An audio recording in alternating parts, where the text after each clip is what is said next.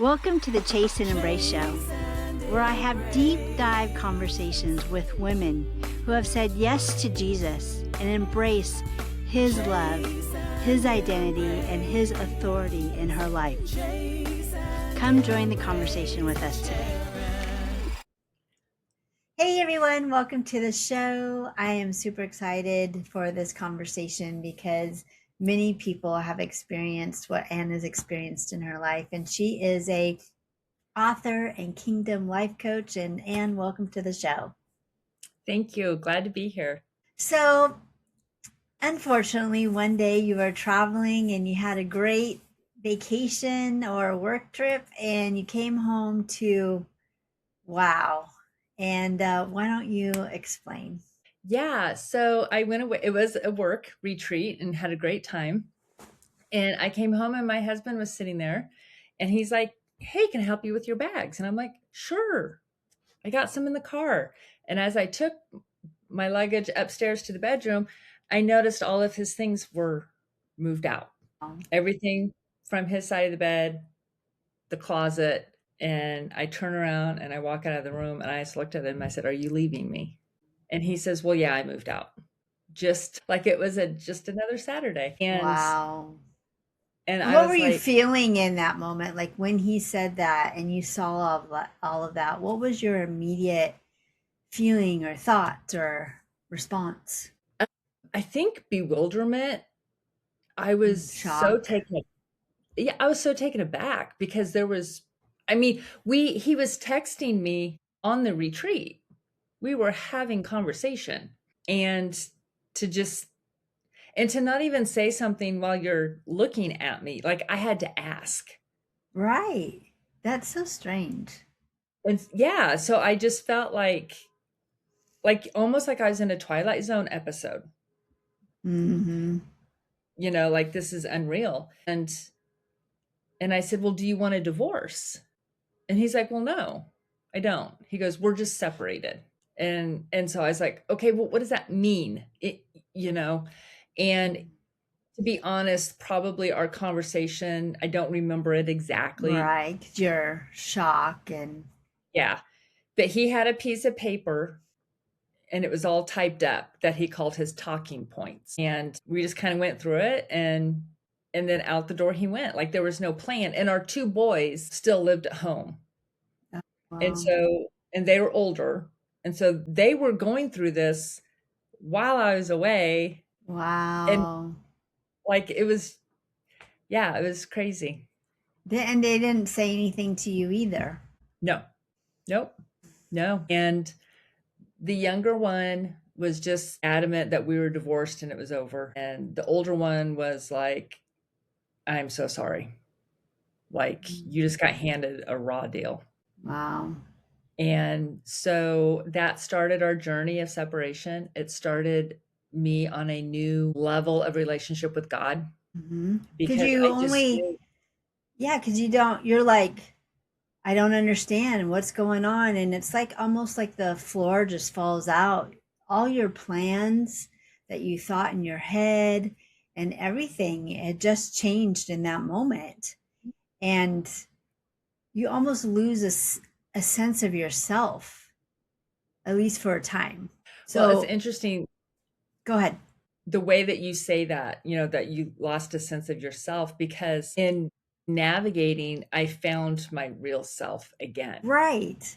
It's just that in that moment, you lose the dreams, you lose a part of yourself because we are married and we're supposed to be one. So you lose a part of yourself, but through the process of that journey with God and the Holy Spirit is that you find yourself again. You find the true you, the healthy you. Yes.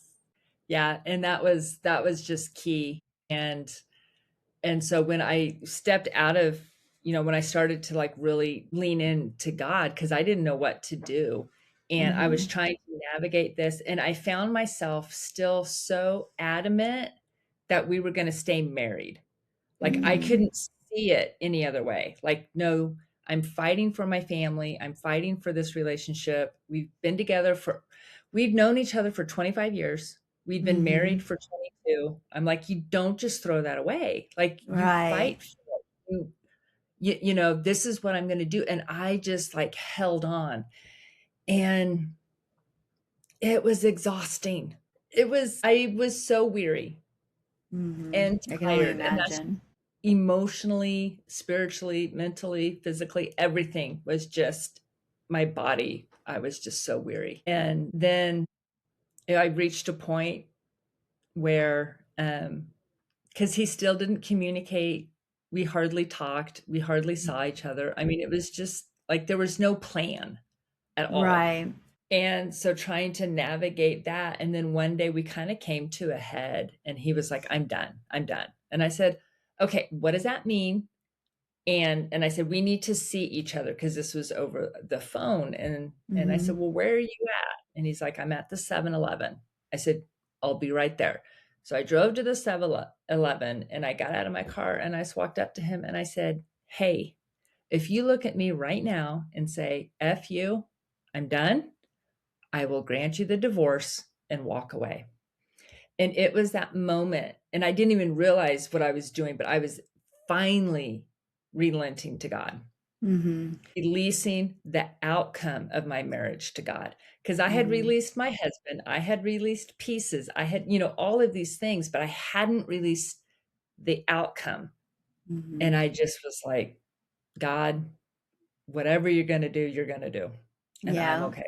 And And so, so in that moment, is that what he said? I'm done? nope. It was in that moment when he finally agreed to counseling. Okay. Mhm.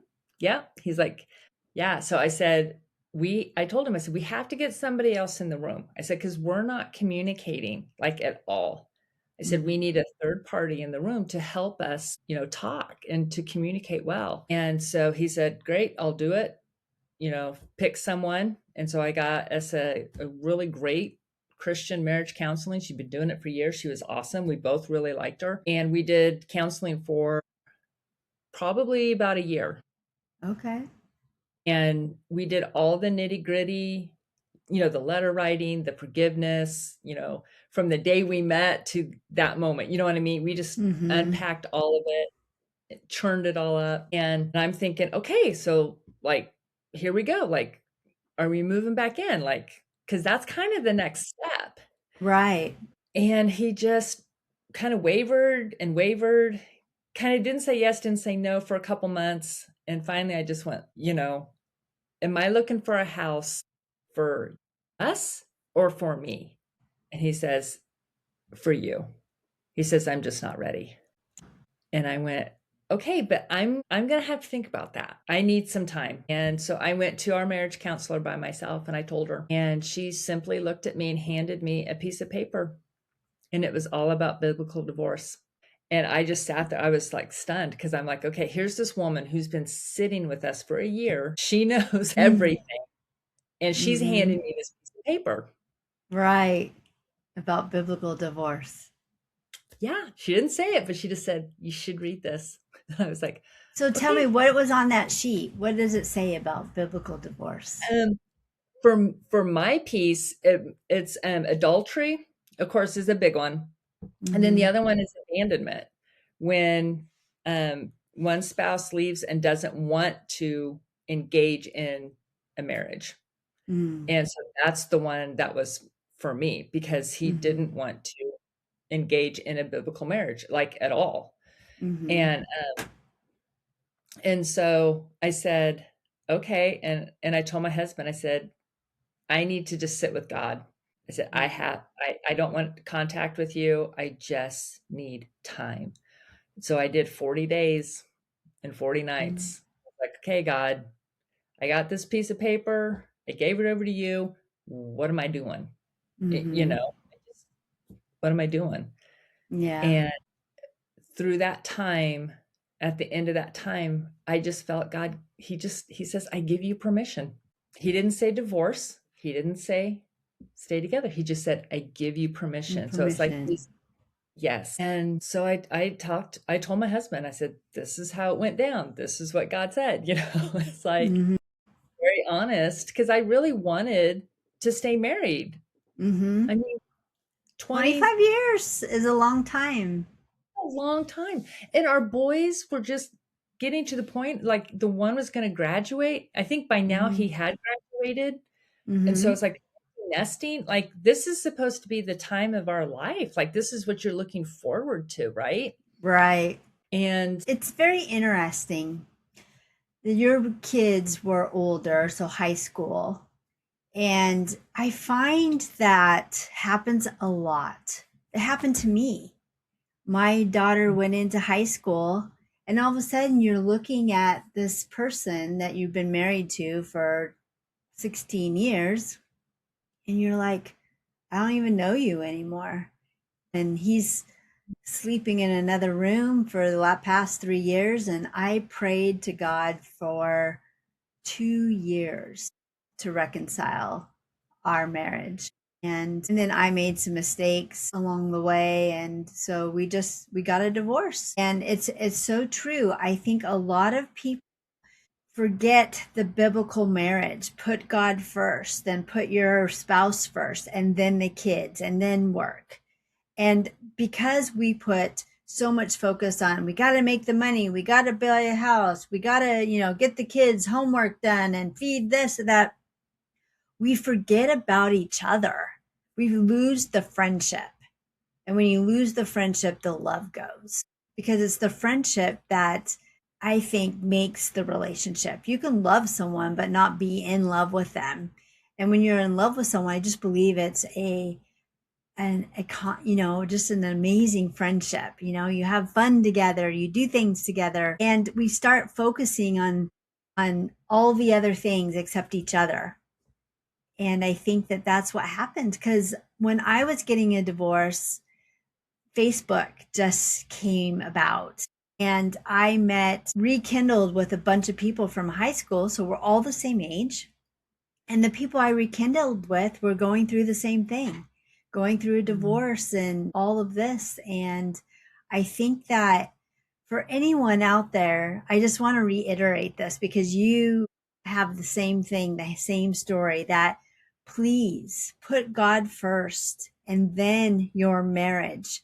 Then everything else will be good. Your kids will be fine. The dinner will be fine, but you still have your friendship. And so that when your kids go off into do their own lives, you still know each other. You still have that friendship. And so I understand what you went through. It's just like you had hope that you guys would come together, but for whatever reason, he didn't. And that's on him. But you can, if that love was originally there, you can get it back. It takes work. You went to counseling for a year and you did all the things, the forgiveness and rekindling and all of those things. But then it came down to him not willing to commit. yeah, and it's interesting, that you say all that because that just he kept saying he wanted to be friends. Like, I just want to be friends with you. But he wasn't even a good friend. Yeah, if you're not talking, it's kind of hard to be a good friend. I'm going, at this point, I kind of joked about it. It's like I kind of got a crappy boyfriend. Yeah. I mean, because it was like, huh. And I think that's where like God just like opened my eyes to the reality of our marriage, to the Mhm. reality of what we were both living. And I think he saw it earlier, which is Mhm. why he left.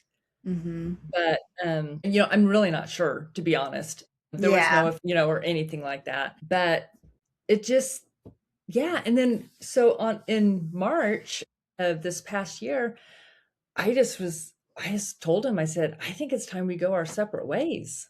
Like, Yeah. we're not doing anything. And he was upset and he's like, I never wanted a divorce. And I'm like, but you don't want to be married either. Right. So I'm like, you've You left me can't in have this your cake and eat it too. like I said, do you realize you've just left me in this like space of like, I can't move, I can't do this, I can't do that. I can't. And it's like, I'm not Mhm. living in I can't anymore. Right. I don't blame you. And so, yeah, so we are now officially divorced, and just really like seeing how God worked through all of it and seeing how he got me through it. Like the amount of peace I have now. And like I live by myself with my dog, but I'm Mm-hmm. not lonely. And Right. I I was understand that.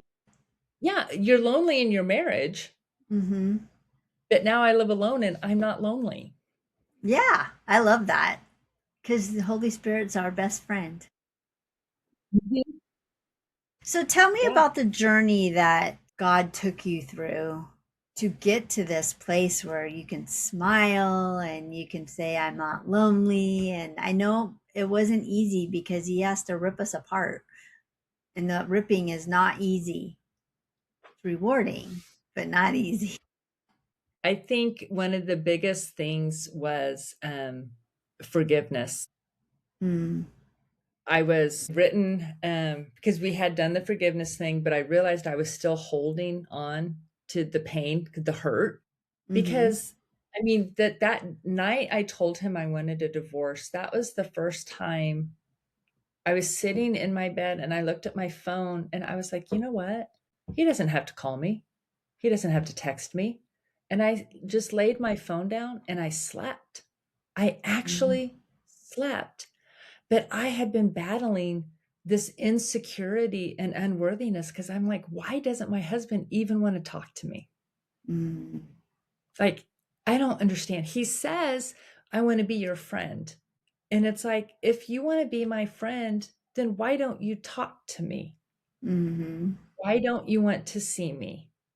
Why am I not the first person you think of in the morning, mm-hmm, or the last person at night? And so I was going through so much like negative thinking mm-hmm. because I just didn't understand. I felt so like unworthy. And God was like, no, no, no, no, no, that is not who you are.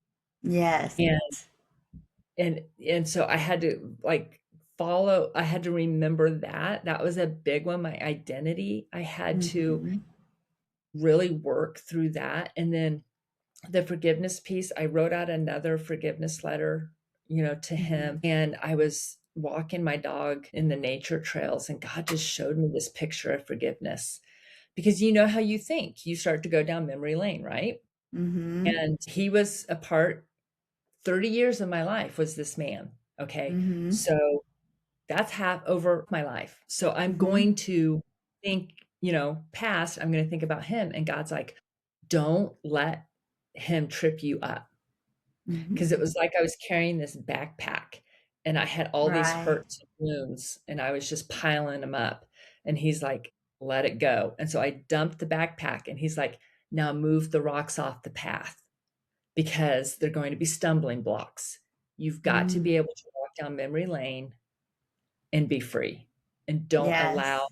those hurts to be stumbling blocks. And it was just such this like picture, and it was like forgiveness of myself, forgiveness of him. It was just like, okay, yes. And so that was a big, and when you do that, as you know, like taking that backpack off, the weight, I mean, your shoulders, it was like my shoulders just dropped. Like, Yes.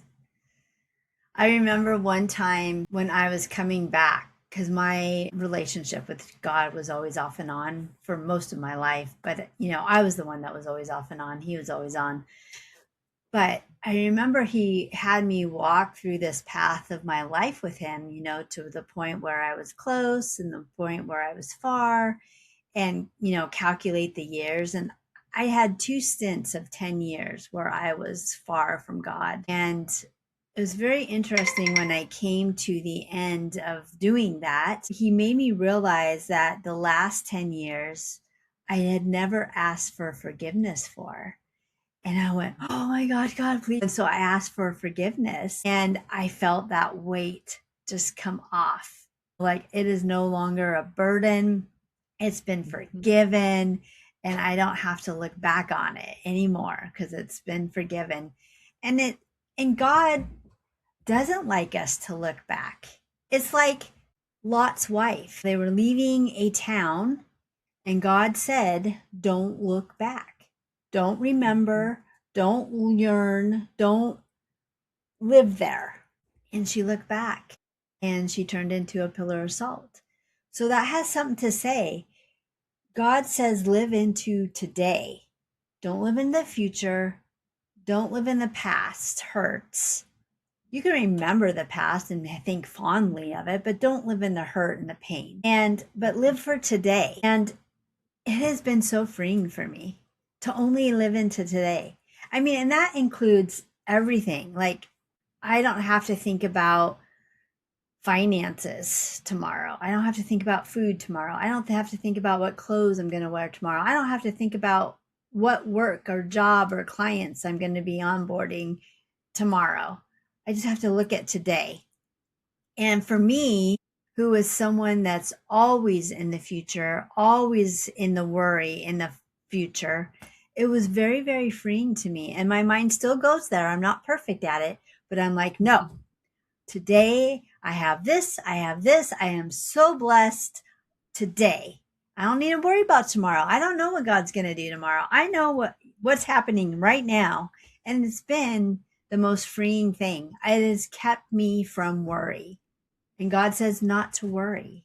My first book I wrote was called Retrain Your Brain and Make God the Conductor of Your Train of Thoughts. And I wrote that. And right when we first got separated, God kept saying, you need to go back and read your book. Oh, You need to go back yes. and read your book. And so it was like he prepared me years Yes. ago to walk this journey and to walk it with him and to walk it in a much better way because I Mm. could have train wrecked. Yes. And I tell you, the first thing I did when after he left the house, he shut the door, I turned around, I walked into the kitchen and I poured out all my alcohol. I don't have a drinking problem. However, all it takes is a couple drinks for my tongue to get loose. My kids were living at home.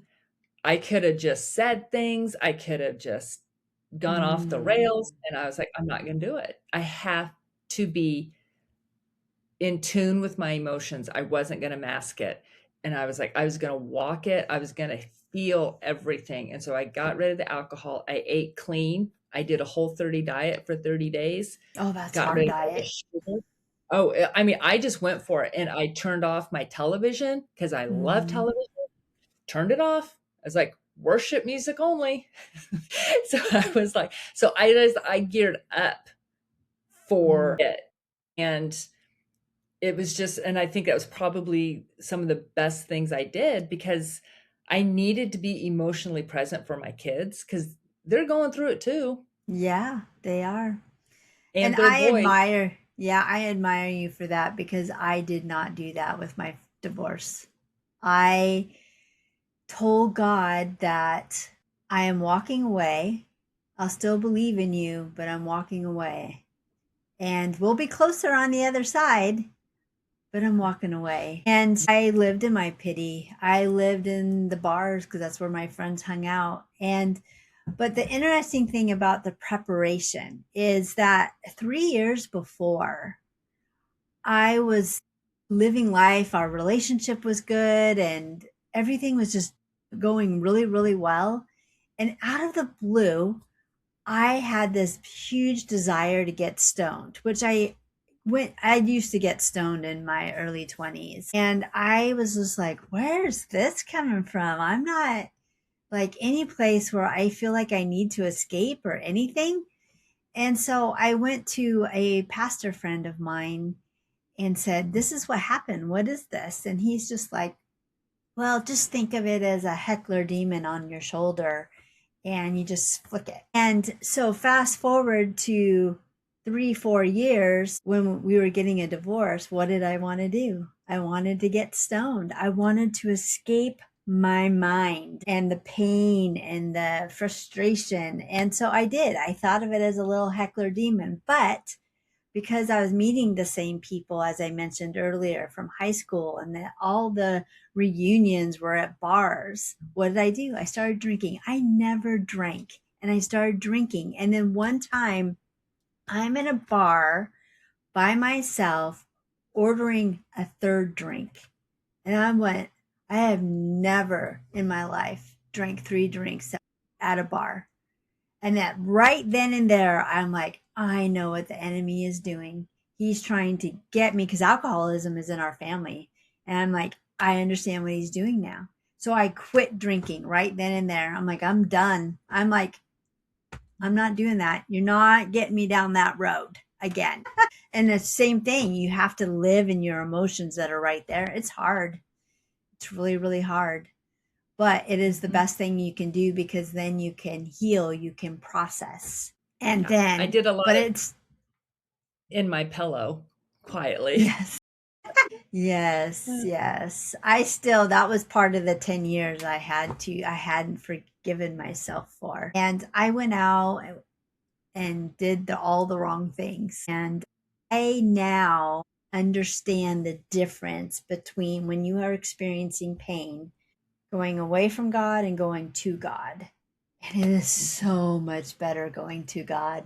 Doesn't make it easy. I mean, I should say it does make it easier, but the pain is still hard. But you can still find those moments of joy and peace, even in the hard emotions. It's not a constant. It's not a pity party.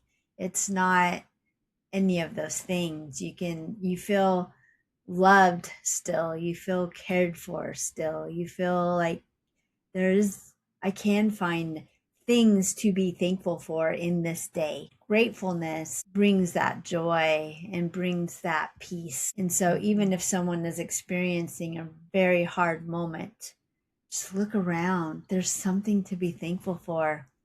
It doesn't matter if it's 50 butterflies on the ground, which is what he gave me once. It doesn't matter if it's a random sunset that you haven't seen a sunset in a while because you have too many trees around you. It doesn't matter if it's just a smile from somebody walking by. If you look through the lens of gratefulness, you can see that God is still there in your pain, but you have to be able to see it. You have to look up to him. And it sounds like that's what you did. Yeah, I was also fortunate that I was surrounded by good friends because that's another Mm, thing, you have to be careful with who you talk to. yes.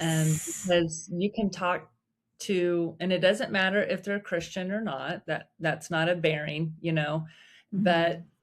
someone will say, "Oh, get a divorce. Just get rid. Why are you waiting? What are you doing? He left you. Take him for all he has.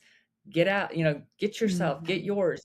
You'll get that, or start dating. Have you started dating yet?" And it's like, why would I want to do that? Yeah, believe me, it's not the way to go. That's what I did. It's not the way to go. You're in pain. You're not going to make right choices. No. And so I think so getting like, you read in like the book of Job, like Mhm. those guys were not the bestest. They didn't give him the best advice.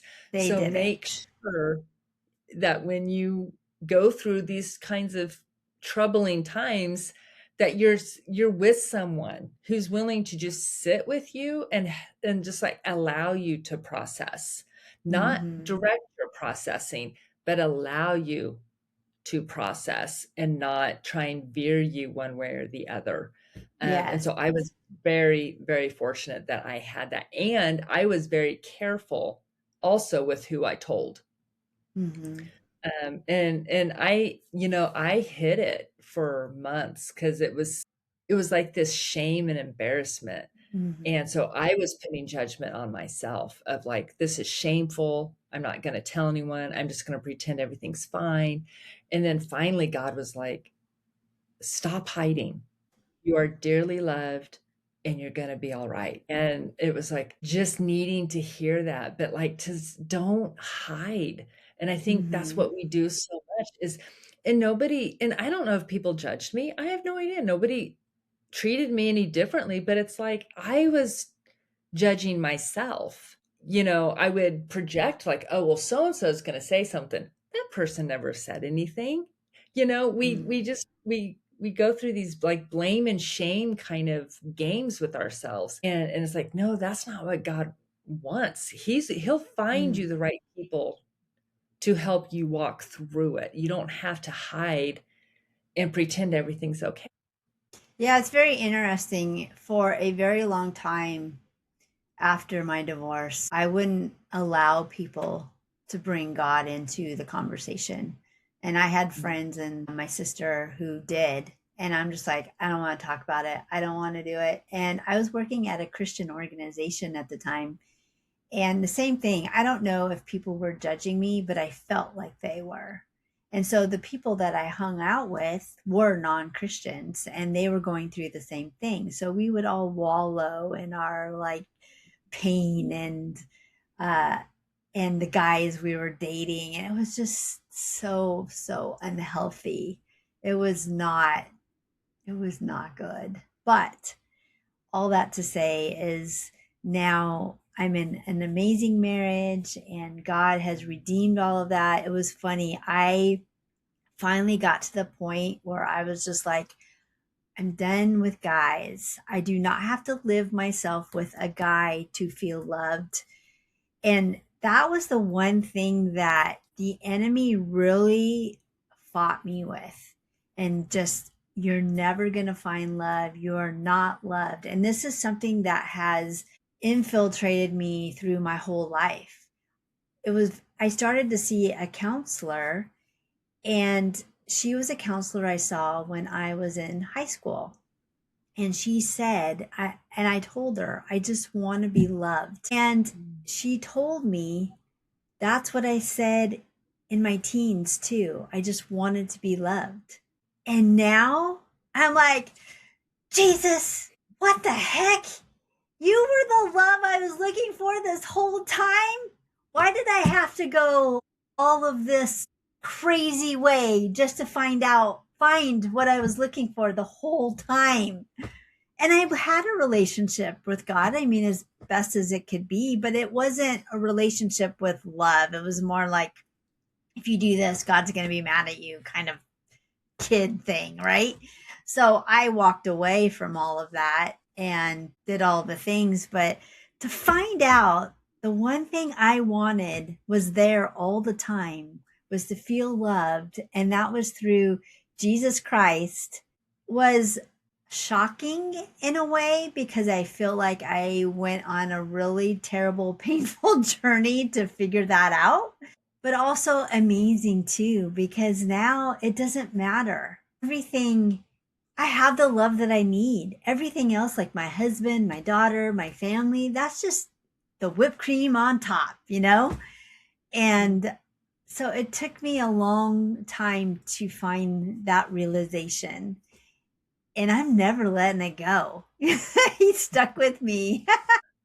I wish I could have learned it at a lot earlier age, but my mom always does say I have to learn things the hard way and the stubborn way. So I guess that's kind of what I needed to do to come full circle. But now I'm a Jesus freak. I think we all have to do that. I think we all have to come into it our own way. And I think that's Hmm. the beauty of Jesus is that he just sits alongside us going through our episodes, our tantrums, our whatevers, because Yes. we have to all learn it differently. That's the beauty of how he created us. Yeah. That's why they call it a personal relationship, Yes. and And that's, go ahead. that because of that, like we now have stories and testimonies to help other people to be like, Exactly. because there's other people out there that are hiding right now that are Mm-hmm. just screaming into their pillow, or maybe they're like, how do I am I supposed to be in this marriage? What am I doing? Like this is a train wreck, Mm-hmm. or they're thinking about leaving, or they're in the bar. Like Mm-hmm. there's all kinds. And it's like, but now it's like, okay, you have other people who can come alongside you. Like Mm-hmm. you're the Job, and we're going to be the good friends to come sit with you in the mess Yes. and help you Yes. get out of that mess. Yes. 100%. And that's the whole point, really, of Chase and Embrace. And I think that's the reason why the Holy Spirit instructed me to tell this stories, tell people stories, is so that people have positive things on the internet and can hear people's stories, and maybe it'll just be that one thing that will pivot. Maybe there's somebody out there who just doesn't feel loved and is finding love in all the wrong places and realize, wow, maybe I should try Jesus, and I think that's a beautiful thing because God says that there is power in our testimony, and that is why we're supposed to share it. And I find Mhm. it a complete honor that I get to meet his daughters and tell their Mhm. stories in the hopes to help others out there. It's such a Yeah, that's privilege. beautiful. Mhm. Yeah. Well, I am so thankful to have you on this show. I love you already. And I wish we lived closer so that we could be best friends and go do things. And that's the great thing about this show too, is God has brought me so many amazing sisters that I just relate to and I love. And I really try to stay close as much as you can. Distance is hard, but it is my prayer that one day my husband and we travel in the winter time in our RV with our kitties, and I get to go state to state to state and visit all my friends I met through Chase and Embrace. And almost all of you are in the South. I've met some in California, some in Arizona, but Texas and Florida and Georgia and all that area. So there's like Mhm. and you guys got amazing weather in the winter. Yes. So you have 80 degrees. I got, I don't know, 8 inches of snow. Although this is at the time of the recording, this won't actually air until the end of January. So possibly I may even have 2 feet of snow by then. I don't know. So, anyways, it has been such a pleasure talking with you. Thank you for coming on the show. Thank you for saying yes. And you are such a blessing. And you keep that beautiful smile of yours. Thank you. Thank you for watching Chase and Embrace in today's episode. I hope that you learned something. My goal of this channel is that you become closer and understand that Jesus loves you. And if you would like to be on this show, please go to chaseandembrace.com. Also, if you want to be notified of future conversations, please like and subscribe. I appreciate you for watching, and God bless you.